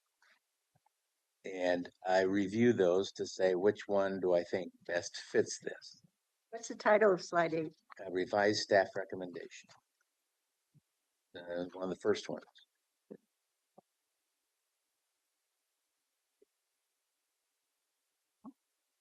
There you go. Okay. We talk about budget constraints and considerations. I've already said that. Financial and resource efficiency. I've said that. What are we getting? Legal, regulatory, and compliance factors. That's what we've been dealing with. Operational feasibility and sustainability, public perception, performance, participation, access and opportunity. This is a really good outline of what it is that we're trying to accomplish here. So with that, I'm certain I like option one, A, B, C, or D, whichever one you want to pick of these, but to me, it still comes back to we are financially constrained. And we are trying to build a new program with no financial boundaries and no sideboards on this. We haven't said go build a program and you got $200,000. We've said build the program. I don't think we can do that. So from my standpoint, my option one caveat is going to be, it's got to have some financial constraints to it. Has to be affordable. Hmm? Has to be affordable. Yep. That's all. Okay. So I'll close it out. I think option one has certain attractions. I really appreciate your bringing this slide back up because the realities are facts. And I think option one may provide us with that, but I think you're spot on with regard to the financial constraints. We're not going to have more resources. We're actually going to have fewer resources. So it's where we really need to focus our very limited resources. I do want us to move forward with due haste on the development of the RNO that makes it clear for the land use part what the planning commission role is, and the option one timeline and the focus that your presentation has talked about with option one. You know, we're going to hear all kinds of things from the community because we've been hearing all kinds of things from the community since we identified the need to modernize the CPO program under Latricia Tillman. It's been years. I am not interested in us continuing to wade through fog. Okay. Does it have to be December 16th? No, it could be done in the first 2 board meeting weeks of January. But the point is, we're getting this done. We're getting it done on that timeline for option one, period. We've got to get this work done. I agree with that timeline. Yeah, I also don't agree that we can afford a frequency more than for districts set over different months because we don't have the staff capacity for that. I didn't say more. I just want to be clear. I wanted the flexibility for them to determine when those meetings were, not every other I month. think we're going to have to define a sideboard on that. Okay. Because the whole point of this is to make sure that the county government needs with community are met and not just free form from community members because that's how they want to do it. But I remember that option one timeline and the transition and design and clarity that has to go into that. And I'm fine with navigating that. That does put work on this board with staff through that summer timeframe to make sure we're all clear before things actually launch in the fall. But they can and need to launch by September so that things are in practice in that latter part of the year. I just want to be clear that I do want to hear from the community, and I want to, as a board member, I want to facilitate that. So I hear you, Chair Harrington, that you don't want to be in fog, you said, but I as a board member will want to hear from the community members. So Commissioner Fye, you do not have a monopoly on that. No one here has said they don't want to hear from the community. As I've said, we've been hearing from community for years on this program. You said you don't want to hear from it. So I'm just saying, I want to hear, and board members, now is the time to say, what do you want to do? I don't believe I said I don't want to hear from community. I said I want to get this thing done. In And I offered A public. a public hearing. I offered moving into January. So to say that you're paraphrasing is not correct. So let's work on public hearing happening in January, so there's time for Well, notice in it. January is too soon either. R&O for January, this is like, I think you've been we're in heard, but December. you've got four people on the commission saying no to that. I mean, they pretty much said no to that.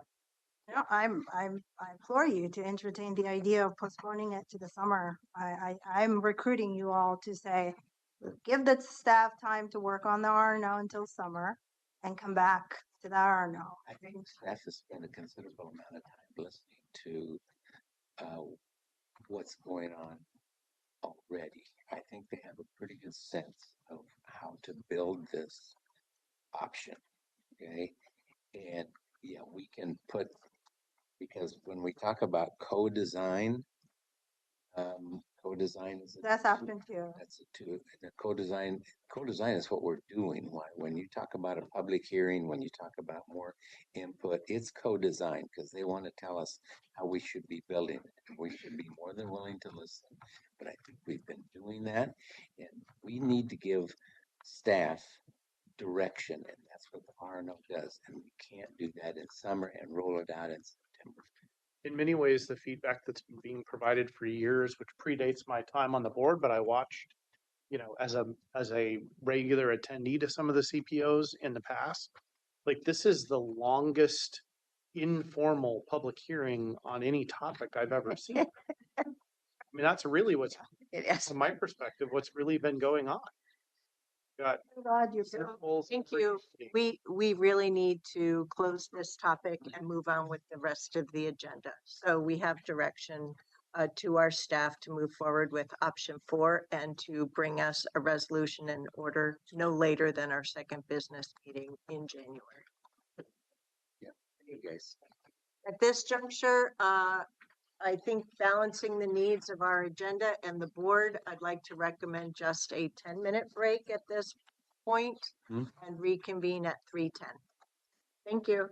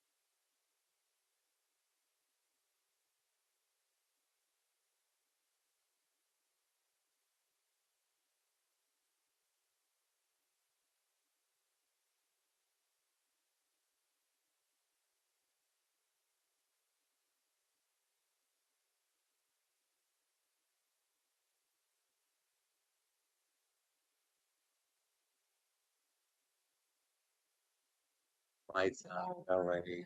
It was a All night. right, commissioners. Clock. I'm gonna take that risk. Pam, it's you. Gavels in. Welcome Gavels back, in. commissioners, and Vice Chair Treese, would you like to continue? Or So as vice chair, we are moving into its leadership update. Is that correct? Yep. I gavelled us in. We're starting leadership update with Commissioner Snyder. We never gavelled out. So yes, Yeah. board and leadership communication. You're double gavel now. We Okay, and you're assigning it to me. Okay. This is going to be pretty rapid, and lots has happened, but I'm going to hit highlights.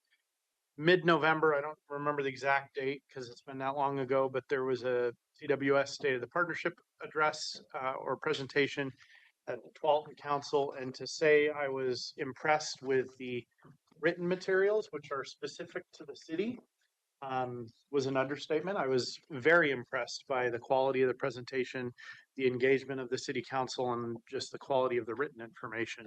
So I want to give the CWS team recognition around that.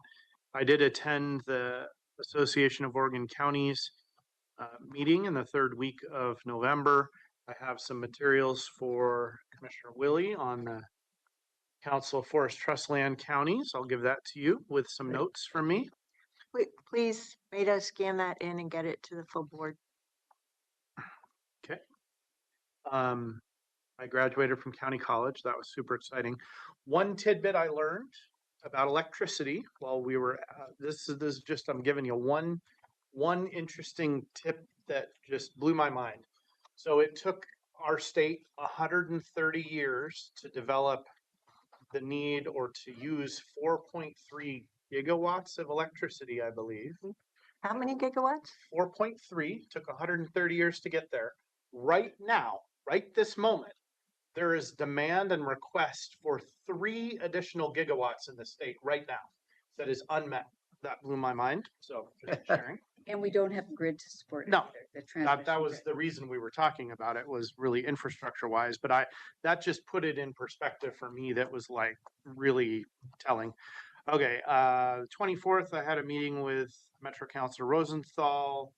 Last night was a Region 1 ACT meeting. One thing that came up there that I want you all to be aware of is that ODOT is now going to start working towards having a 10-year, or creating and managing a 10-year CIP that they then use to feed the 3-year federal STIP that they're required to do. They've not had that before. There's a lot of engagement around how the Region 1 Act is going to provide input on that and engagement. The OTC has said they want more ACT engagement, but they're not really providing a lot of time or structure to do that. So I think our county team was discussing, along with the Clackamas County team, how we might help push in some of that. So that more to come there. Tonight, I have a Sherwood City Council meeting where I'm just doing my normal rounding. Friday, I have jury duty that I was not able to get dismissed from. You're not allowed to be dismissed from this special kind of jury duty I have. And so I may not be at the Family Peace Center tour. I didn't even know that was a thing, but I learned there is a type of jury summons that you cannot basically get out of. And then Usually that's federal. yeah, well, this was called a special summons. Told. Why the deferral button Special. isn't available. You just like to be special. You don't have that option. Well, I will not be at the event Friday morning probably because I'll be at the courthouse. Based on the last thing I want to share, where am I at on time? Based on the testimony today, I would like to request that we at least have a very brief work session discussion in the next month about, I'm not comfortable entirely with the proposed resolution that was put in front of us related to the Israeli-Palestine conflict, but I would at least like to briefly discuss whether there's some modifications that could be made and whether there would be enough board support to consider that. So I just make that ask. I realize I can't make that independently, but hopefully others would support that, and that is my report out. Who's next? I will go next. Pam, you're volunteering us today. Chair, I'm going to bring the item I shared with you all in an email. So I'll just use my whole time here to talk about that item. This is in regards to an email I sent to the board and staff. The West Direction Coordination Task Force, I think we're calling ourselves a coordination group. And the purpose of that group is to strengthen information sharing and situational awareness so that we establish a timely channels for cross-jurisdictional updates that support coordinated actions as necessary and rapid and consistent response.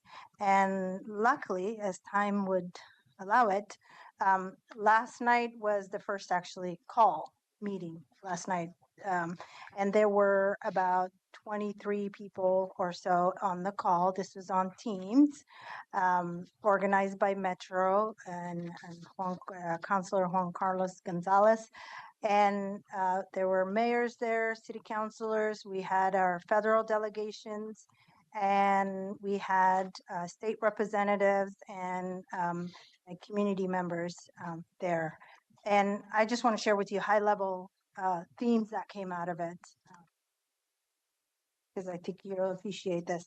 Number one theme that came out of that was rapid mobilization and diverse local response. Jurisdictions on the call last night shared that jurisdictions are responding quickly through multiple tools, either emergency declarations, targeted funding allocations, or implementing some operational protocol, public communication, and providing guidance to their staff and trainings on enforcement interaction. The other theme that came out of it was community fear and disruption. Participants noted that families are hunkering down. In some cases, the people are avoiding work, schools, grocery stores, clinics, and public spaces. School district superintendents that were there and school districts reported that hundreds of students are affected, and they are seeing a dramatic spikes in absenteeism and situations in which children are suddenly left without a care, meaning that there's nobody to pick up the kids. So because their parents have been detained by ICE. So it was very, very heartbreaking to hear from teachers and school district people to that. Cities are observing peril patterns in parks, libraries, and community facilities. And then the humanitarian impact is widespread and deepening. That's one theme that came out of that from that meeting, and clear communication that this is really deepening. The third high level theme that came out of that group last night, that hall, was need for rights, right to know your rights education, consistent messaging, and preparedness training. Jurisdictions called for multilingual know your rights materials, coordinated preparedness trainings, and clear and consistent messaging, which some jurisdictions paired it with shared media kits, joint trainings. So that there's a lot of great work happening together. These needs highlight the urgency of a unified regional approach that equip communities with accurate information and ensure all partners, are working from the same playbook. The fourth one that came out of that all last night was this idea of public infrastructure as a frontline support system. Schools are delivering food to communities and families that are impacted, providing immediate counseling. They reported that they're supporting students who have been left without a caregiver, trying to figure out who else can be in an emergency, navigating that emergency pickup.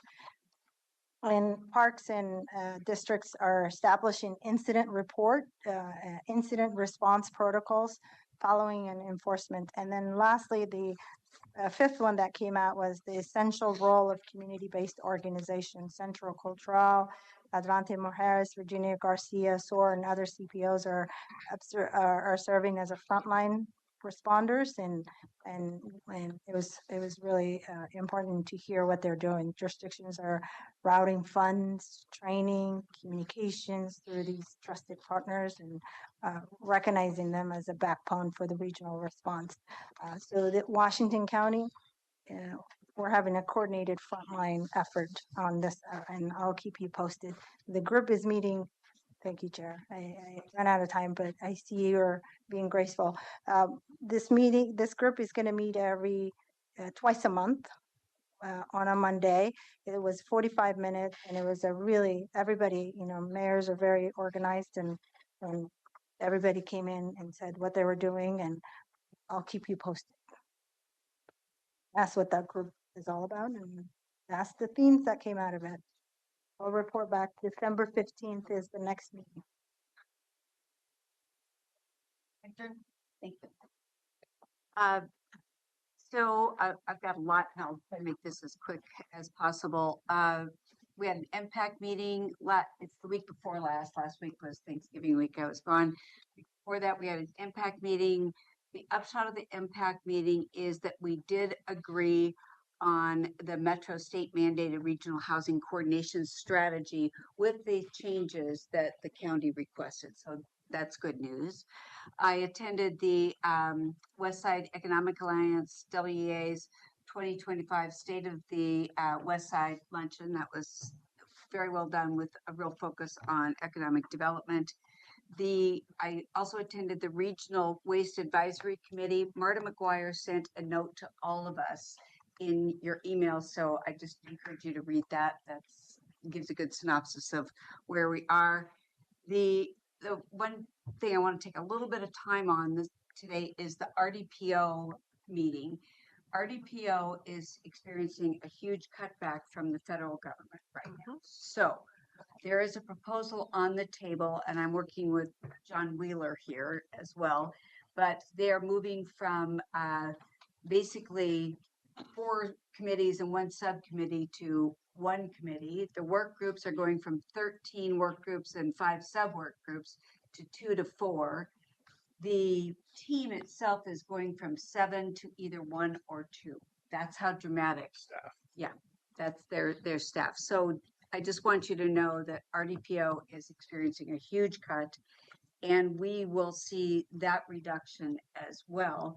I also anticipate that we may see an increase in our dues, and we'll have to deal with that as we look toward our budget and determine where we stand. So I just want that on your radar screen. I would say in order for them to expect any further investment in dues or any increase with this change and focus, they're going to have to make it very clear what is the mission mandate, the new limited mission mandate. And that is regional EM coordination and public information and warning. I'm just saying. That's not specific enough. Okay, I'm just. What are we going to get for?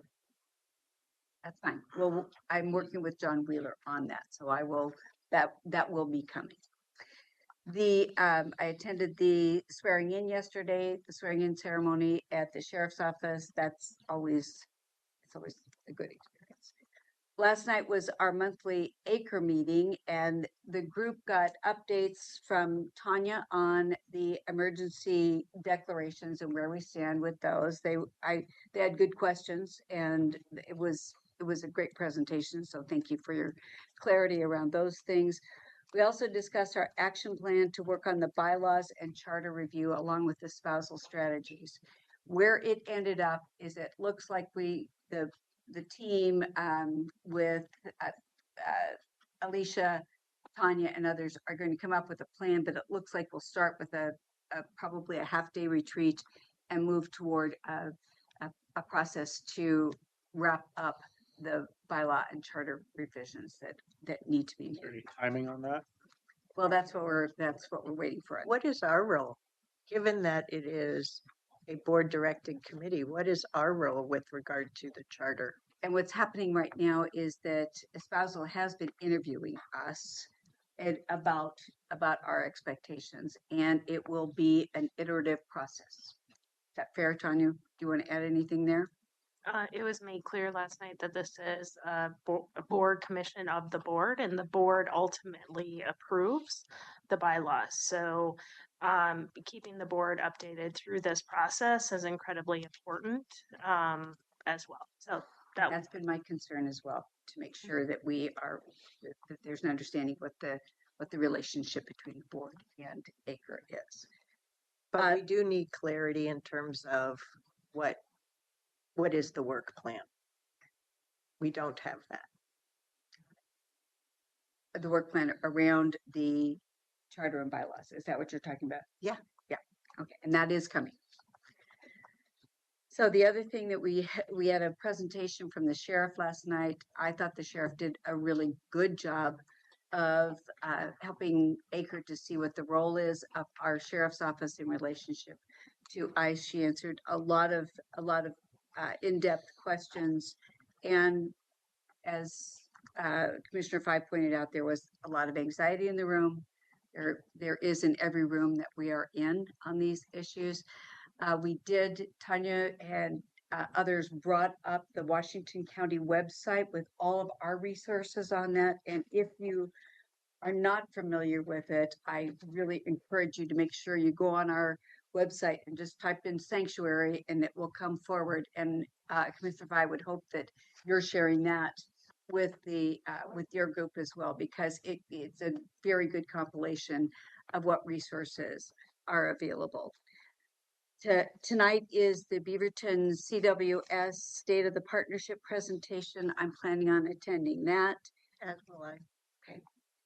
And I have Thursday is our roundtable, and I intend to attend the tour of the Family Peace Center on Friday. And next Monday, I'll be at the Oregon Business Summit.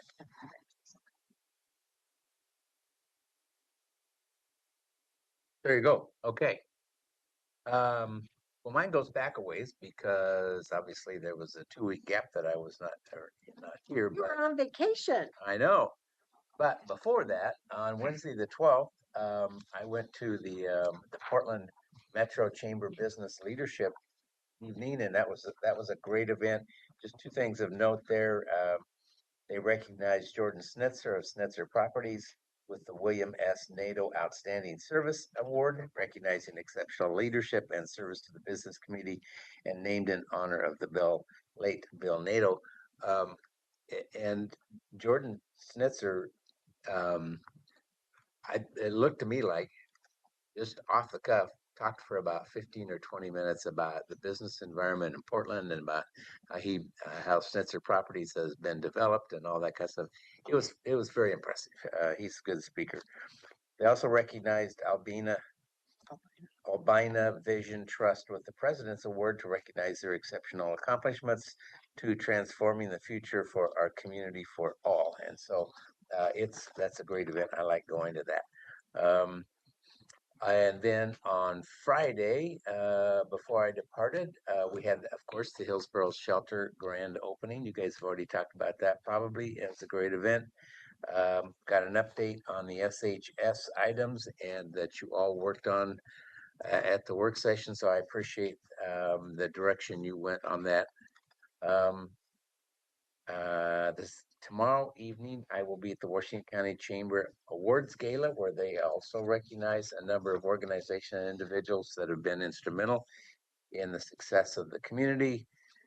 Thursday's roundtable. Friday, I will be at the Family Peace Center tour as well. And then on next Monday, I will be all day at the Oregon Business Summit. That's all. Great.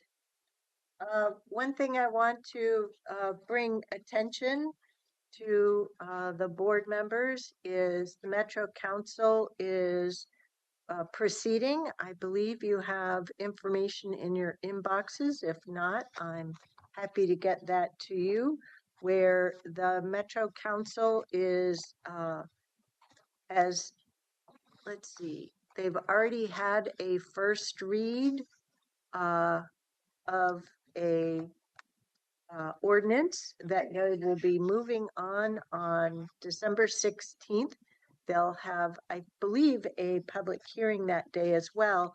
So we need to figure out how to have time on our Tuesday, December 9th work session to develop a board position on that in order to deliver it for Metro Council's December 16th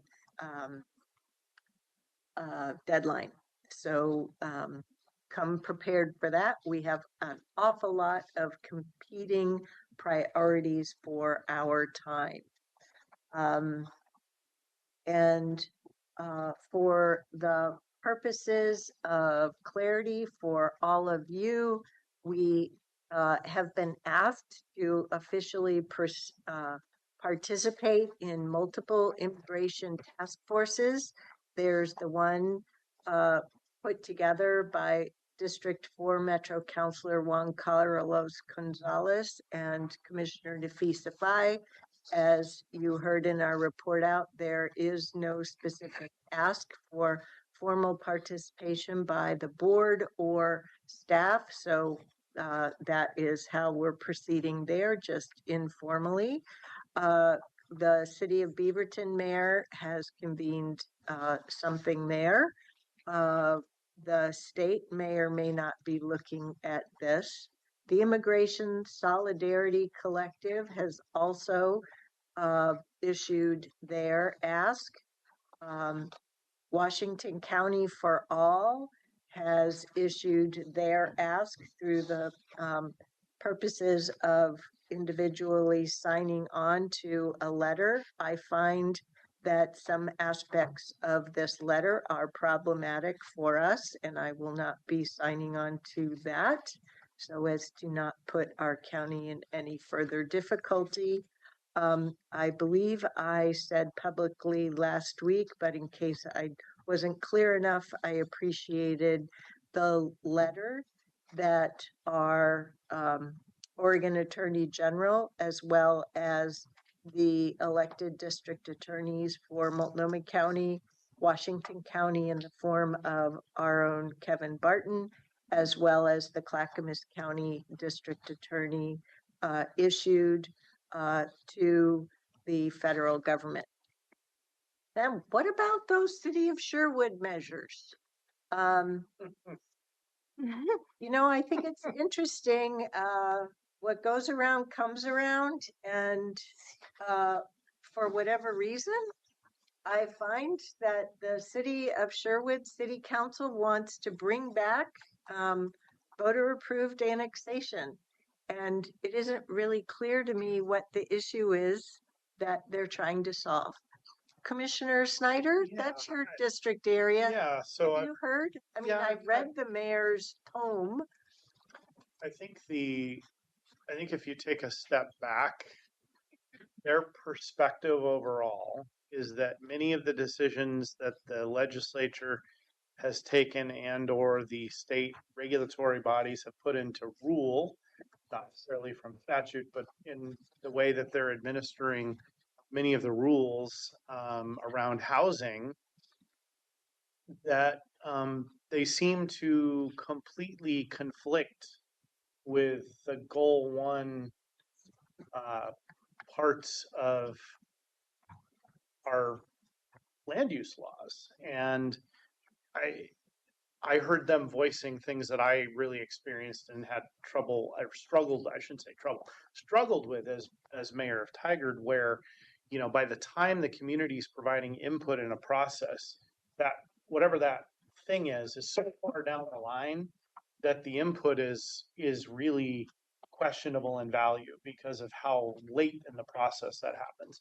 So if you take a step back, I think what's really going on there is them trying to push the state a bit on following its own rules around goal one and engagement, and trying to use the teeth they can see to try to push that issue and potentially even force legal action on that front. Like I think they think they may end up getting sued by the state, and they would invite that. Interesting. Basic. I don't know if that's helpful, but that's Well, also For context. in closing, with the official results from the November 4th election, the the library levy passed at 59.28%. The public safety levy passed at 54.41%. Congratulations to all members of staff who participated in the objective community outreach and more. I asked Grace to help with putting together thank you cards for us to sign. And so those will be available for you to sign over the next couple of weeks. So we get that done before the end of this year. So stay tuned. Okay, leadership communication. So thank you, Chair and Commissioners. So I'm going to continue the thread with elections. Of more than the 400 registered voters in Washington County, over 141,000 ballots were returned. This resulted in a voter turnout of just over 35%. This is one of the largest turnout percentages achieved in Washington County election in an odd year. So that's great voter turnout for this election. And thank you, Chair, for lifting up the two measures and the boards. And I thank you for acknowledging staff. I want to also acknowledge the board and your leadership in both these measures. I think there's a project that's currently occurring that I've talked about maybe a few times, and that's Workday or our ERP system. Within your email box, you have a listing. I'm not going to ask Clerk Moss to display it, but of over 55 employees who are closely working on this project. And so I just want to take a moment and just celebrate those employees who are, and this isn't those that are touching the system, but those that are closely working on this transition. Last week was a really important point in time in technology space before you actually go live or the transition to a software, new software platform. You have a decision point, and it's your go or no go. And that's a very important point in time. And the team was nervous going the week or 2 weeks before that of, are we going to be ready? And they made the decision to go live. So we are meeting our timelines. I sent to your board over a week ago that our testing for payroll went smooth. So really appreciate the diligent work that staff had put in this. Even though testing goes well, we still have backup in case something does happen with payroll. And I'm looking at Ann because I continue to want that reassurance because payroll has to go smooth. So just want to celebrate just all the team, and these are many of the faces the board may never encounter, and just grateful for their work because this is a huge lift. It was cool to see the list. Yeah, thank you. And that concludes my update. Great. Alex. I'm going to reserve my comments, Chair and Commissioner, for our time later this afternoon together. I will just say I'm looking forward to our board refresher training on public meetings this coming Thursday, so 2 days. I'll be sending out some slides to you tomorrow. No need to look at those ahead of time. We'll go through them all on Thursday. Thank you. Good afternoon, CWS Board of Directors. I just have two announcements. The first we've touched on, which is regarding the state of our partnership. So I do want to thank the board for participation and also recognizing the materials and the hard work that staff's put into developing those materials. And I'm happy to share that with staff. Tonight is Beaverton. Joe Gall and I will be there. In case you haven't heard, we will be attending virtually. They are space constrained, and they had asked us that we do participate virtually this evening. I don't know. Great. I'd prefer to do on Zoom. Yeah. Would have been good. I mean, Can you send the link? What's space constrained mean? They're expecting a robust attendance. They're declaring state of emergency. Yeah. ICE. Oh, okay. They also have a work session that precedes things too. So we had offered if they would like us to move it to a different time, but they said full speed ahead. And so Joe should know that each of us have planned to attend. Yeah. And I'll make sure that you get the link, so you're able to make it tonight.